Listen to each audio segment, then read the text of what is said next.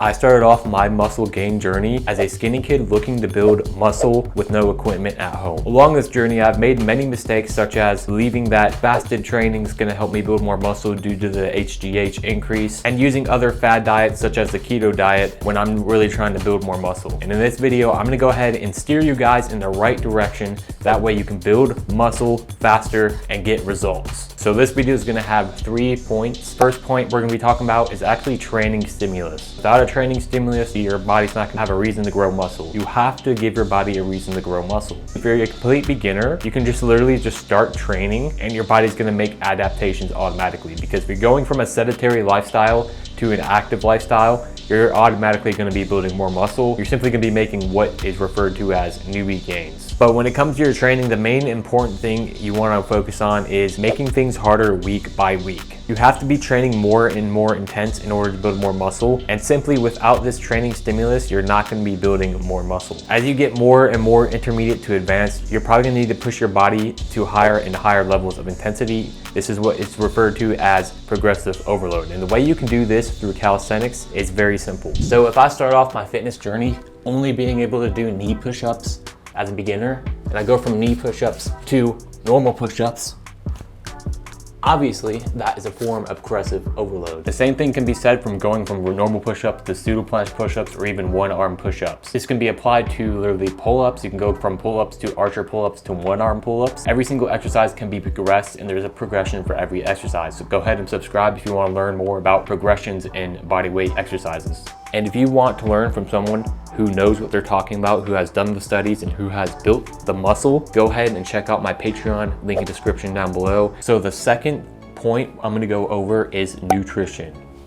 Nutrition is the second most important factor when it comes to building muscle. The reason why is because if your body doesn't have the materials to build muscle, obviously you're not gonna be able to build muscle, right? So as a skinny guy, your problem is you're simply not eating enough. The only way to actually guarantee that you're in a caloric surplus is to actually track what you eat. Okay, so you have to actually track your calories. Go ahead and download the MyFitnessPal app and track your calories every single day. My recommendation for skinny guys would be a 500 calorie surplus. This is gonna allow you to gain about a half pound per week, and you're actually gonna not put on a lot of fat because it's a lean bulk. Now, along with being in a caloric surplus, you actually want to make sure you're getting enough protein. A lot of people will tell you that you don't need 1 gram of protein per pound of body weight. If you're somebody who trains very, very hard, I would say the more protein you have, actually probably the better off you are. 1 gram of protein per pound of body weight is probably going to maximize the amount of benefits you can get from eating protein. 0.7 grams of protein per pound of body weight probably would be the bare minimum I would go with. However, if you can, I would highly recommend getting in 1 gram of protein per pound of body weight. Simply due to my own personal experience, I feel a lot better just eating more protein, in my personal opinion. Along with eating more calories, along with getting your protein in, you also want to make sure you're drinking enough water. Now, this is a point that some people even look over. Guys, you're gonna lose a lot of water by working out. Guess what muscle is primarily? It's actually primarily water. So even looking at this right here, this is primarily made of water. Literally, getting enough water, it's so important for every single process in your body, and that includes muscle growth. And now the final point, but certainly not the least important point, is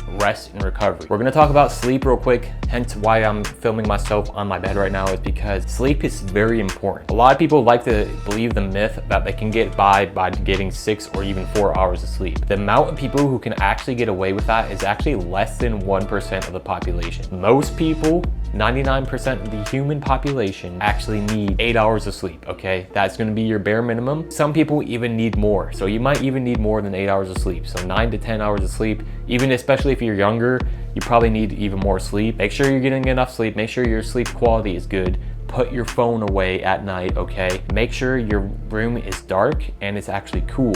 If your room is dark and cool, it's gonna help you sleep better, and it's gonna help your circadian rhythm. The blue light on your phone and the blue light from devices such as laptops or even this light I got shining in my face right now is gonna prevent and block your body from producing melatonin, and therefore it makes you feel more awake and alert when you're really supposed to be going to sleep. And the second aspect of this is gonna be rest days. Now, most people actually don't need to worry about getting rest days in because most people don't train that hard, to be honest. Most people, they just go to the gym, they go through the motions and they go home. They rest too much. They don't train hard enough. So it's not very important for the vast majority of people to focus on this. However, if you're somebody like me who likes to train to all-out failure at times, you actually do need to take this into consideration, especially with a push-pull leg routine. Your volume is going to be so high that if you're pushing yourself to failure consistently, eventually you're going to end up burning out. I've learned this the hard way. Eventually you're going to burn out, you're going to be fatigued, and you're not going to be able to do anything, and even doing things you like is going to become cumbersome. So make sure that you at least have one rest day per week. Remember guys, when you work out, you break down your muscles. Your muscles actually get smaller through working out, and the only way they grow bigger and stronger is through rest and recovery.